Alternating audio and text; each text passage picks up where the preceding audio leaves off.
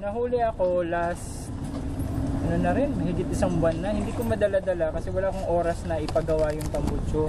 May nagsabi kasi sa akin, pwedeng extension lang daw yata. May remedyo niyan para hindi na siya maging mausok.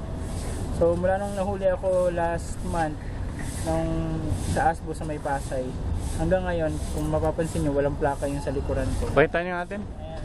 Ano ba ang ibig sabihin ng Asbo? Asbo, ang sasamang Ang sasamang usok. Hindi, antay. Ang samahang mga balakid sa anti-smoke belching unit. So yun, so wag talaga magte-text habang nagda-drive kasi nagte-text ako nung nagda-drive ako noon. Kaya hindi ko sila napansin. Dati tinatakbuhan ko yung mga yan. So ngayon napagawi ako sa kaliwa, napara ako ng husto, hindi na ako nakatakbo. So yun, natanggalan ako ng plaka dahil sa sobrang usok. Hindi ko nga madala dahil mausok pa rin. Pag dinala ko baka ma-penalty ako. Ay, yung usok bay, pakita muna natin yung usok. Tama no? Sige nga. Ayan no? Sige. Todo mo, sagad. Sige, sagad. Woo! Yan ha, kita mo yung usok na yan. Tindi. Dapat overhaul na yan. Patay, patay. Ganun talaga L3. Oo. Sumami na ng ano. Adventure to eh. Pareho lang sila? L3? L3 pala yan. Oo, Mitsubishi pala yan oh. Diesel. Usok, di ba? Hulihin ka talaga. Magkano ngayon ang Asbo? Yan, kapisado niya. Ang General Motors, malaking kumpanya yan. US yan. At saka Daewoo, nag-combine sila, nagpinan sila sa University of Korea. Yun ang nag-develop nitong product na to.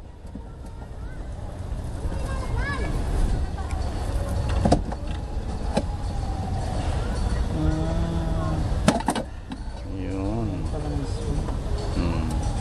Ayan oh. Ito yung Adventure, di ba? Ganito po ang pagkabit ng Adventure. Gawa natin doon. Mismong sa ano, no? Kasi malaki to siya. Kailangan mahaom siya. Kasi nakahiga to. Bagay, may ano siya. Okay lang, no? May ano siya.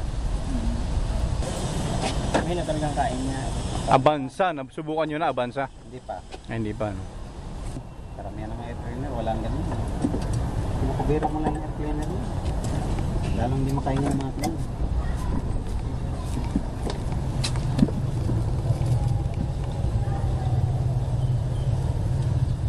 Galing, no?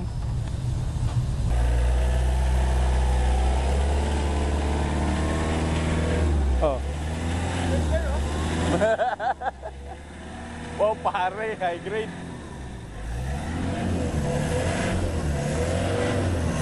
Totoo talaga.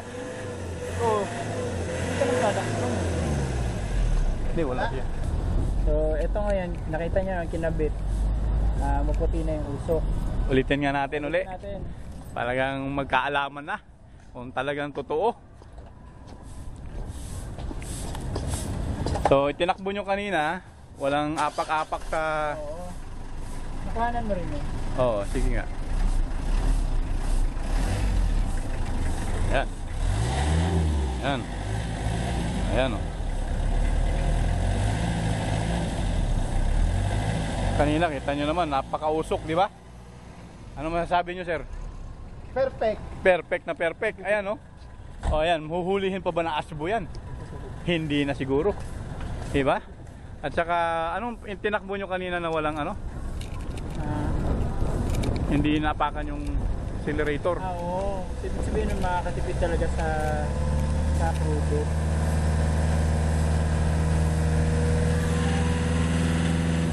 Ayan o. Walang kausok-usok. Grabe.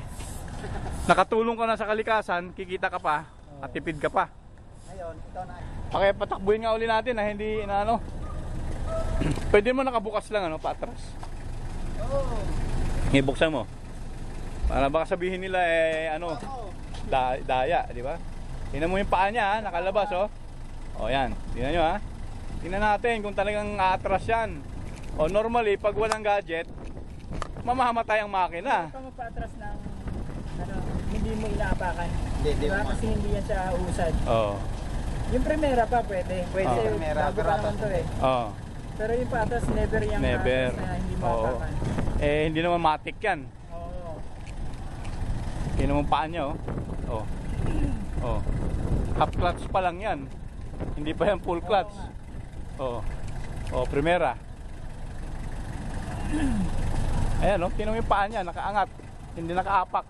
Segunda. Pakita mo yung baka akala automatic to. Segunda. Ayan. Manual yan. Oh. Half clutch. Oh, half clutch lang yan. Todo. Oh, todo na. Oh, tercera na yan. Hindi ko na mahabol.